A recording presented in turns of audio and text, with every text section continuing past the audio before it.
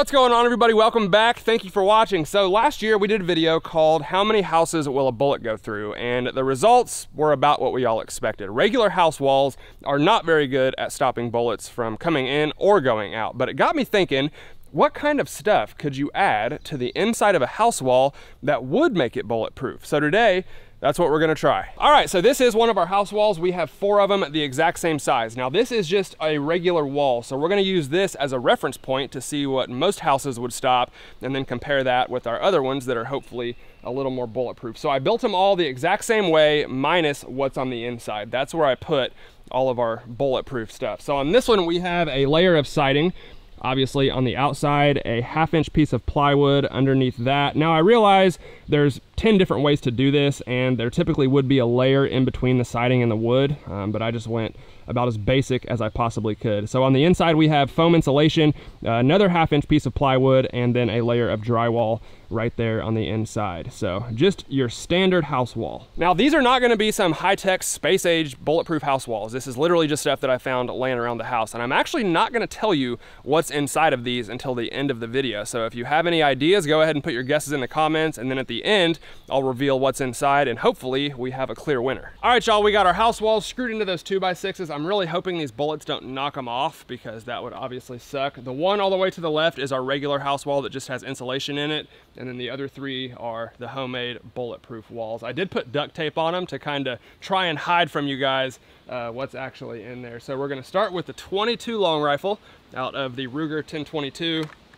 and see what happens. If someone did a drive-by on your house with a 22 long rifle, would it go through? Let's find out.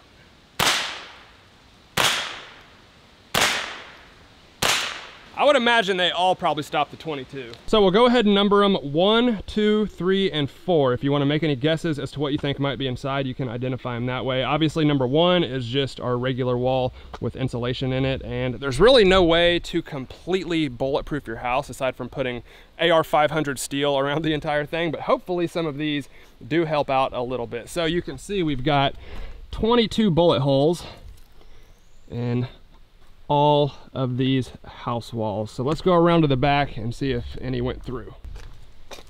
Wow, so the 22 actually did go through our regular house wall, and you can see none of the others have any exit holes on them, but that kind of surprises me. Even a 22 can make it through a cheap basic house wall, but at the very least we do know these are more bulletproof than this one because it's the only one that did have an exit hole. So that's good. We're on the right track. All right, well, if you're being chased down with a 22, don't take cover behind a house wall because it might not stop it. Next up, we are gonna try the 9mm. These are hollow points and we're shooting them out of the Glock 19. I probably don't need to shoot the first one because it didn't even stop a 22, but we'll go ahead and do it anyway.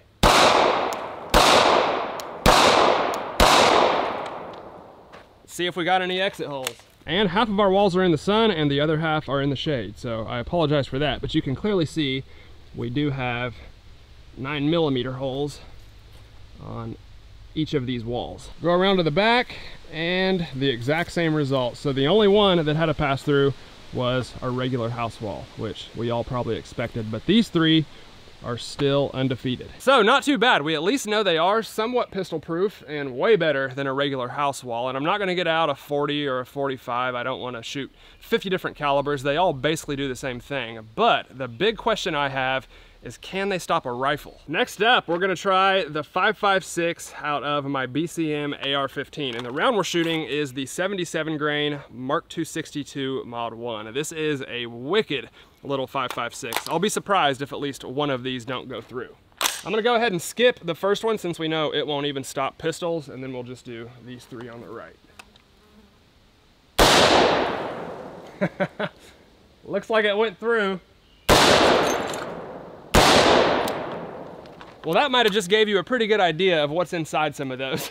All right, so I thought I saw something come out of this one. So it looks like we have an exit hole on wall number 2, but 3 and 4 are still perfectly fine. I really apologize for how bright the sun is on the walls. I can't really expose for them because then I would be pitch black, and everyone knows I'm what's most important here. All right, so we're gonna try a 12 gauge shotgun with double-aught buckshot. This is the Winchester 1897 slam fire trench gun, and this is a very common home defense, self-defense caliber, the 12 gauge. So before we do any more rifles, let's see if it stops any of these. I'm gonna go ahead and put one of these on the regular wall too.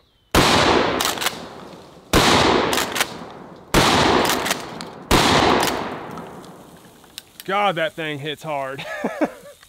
Look at the smoke coming out of there.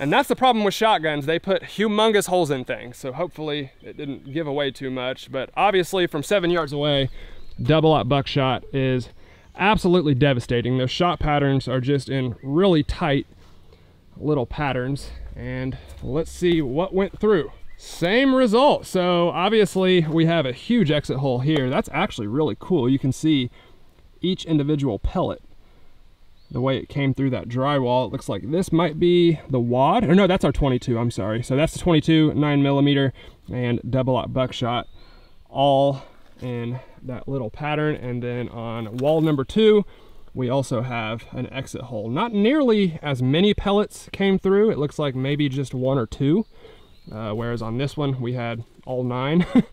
But we definitely did have a pass through on wall number 2, and then 3 and 4 are still undefeated. Now the problem is the stuff that's inside of these things is starting to become broken and heavily compromised. So they're obviously not designed to take multiple rounds, one right after the other, but pretty impressive on number 3 and 4. All right, next up, we're gonna try the 7.62 by 39 out of the AK-47. So this is a bigger bullet than the 5.56, but it's also going a little bit slower.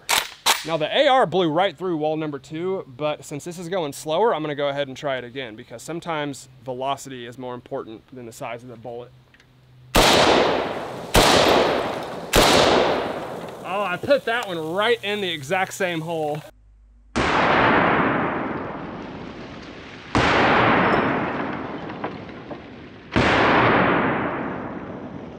So looking at the backside, you can clearly see it blew right through wall number 2, and at first glance, it looks like it also went through wall number 3, but if you look closely, I'm not so sure, because I do not see a bullet hole there. I'm almost wondering if it smacked the inside of that drywall so hard that it blew out the back, but the bullet itself didn't come through, because I do not see an exit hole. I could be wrong. And then wall number 4 is the champion, because it has stopped everything. So walls number 3 and 4 are definitely doing the best, but number 4 is extremely impressive. An AK is no joke. That's a really hard bullet to stop, and it looks like it did it rather easily. All right, let's go ahead and do some damage to my wrist and try the Smith & Wesson 500 Magnum. We haven't shot this in quite a while, and it's always such a great time. Not really. This is for the one guy watching that uses a 500 Magnum for home defense. I'm sure you're out there somewhere.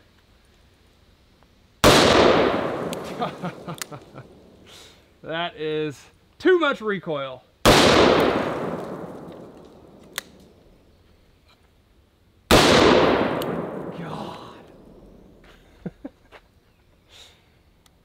I don't like it.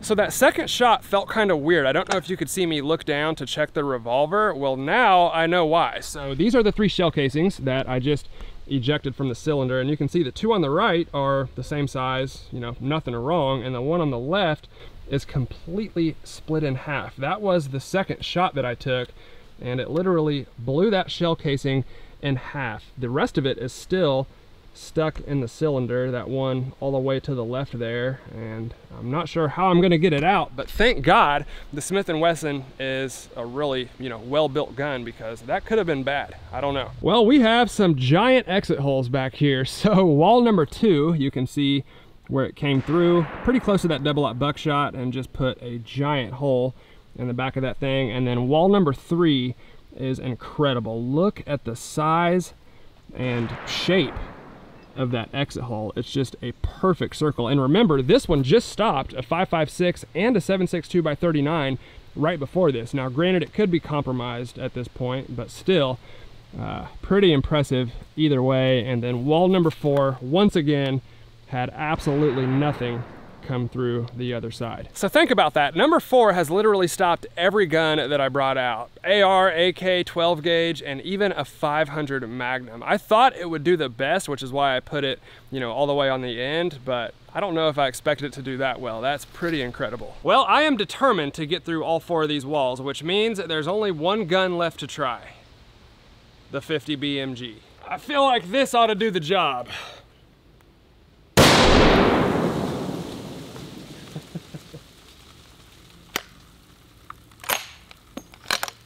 Well, that worked and smoked out the entire shooting range.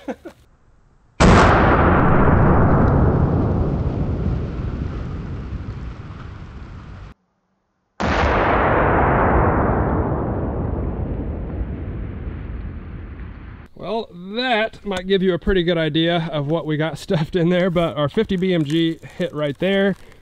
And of course, it blew right through. So I've never really had anything stop a 50 BMG unless it's something that's actually designed to stop that bullet.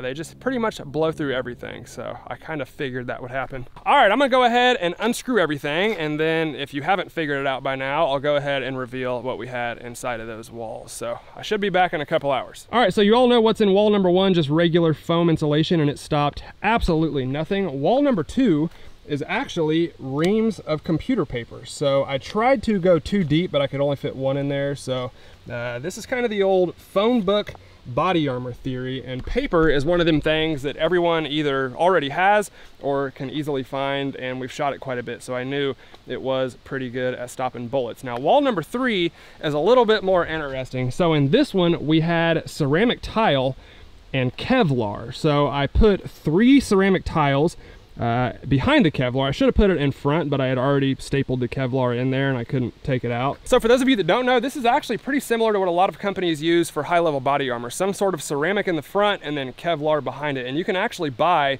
big sheets of Kevlar. Now it takes quite a few layers to make it bulletproof, but with a combination of ceramic and Kevlar, it's definitely a really good bullet stopper. And number 4, the undefeated champion of the video, is Sandbags. I'm sure a lot of you guys already figured that out because we had sand coming out all over the place, but this is probably the cheapest and by far the most effective at stopping bullets, which is why military and tons of other people use sandbags to fortify stuff. It is such a good bullet stopper, and literally everything but the 50 BMG stopped in one of these sandbags, and they actually fit pretty much perfectly inside of a house wall. So there you go. That's what I had in these walls. If you have any other ideas of stuff you would like to see or you want me to try for parts 2 and 3, definitely let me know in the comments. If this video does well, I will do this again, and I'd be glad to take your guys' ideas on board because you usually have better ideas than me.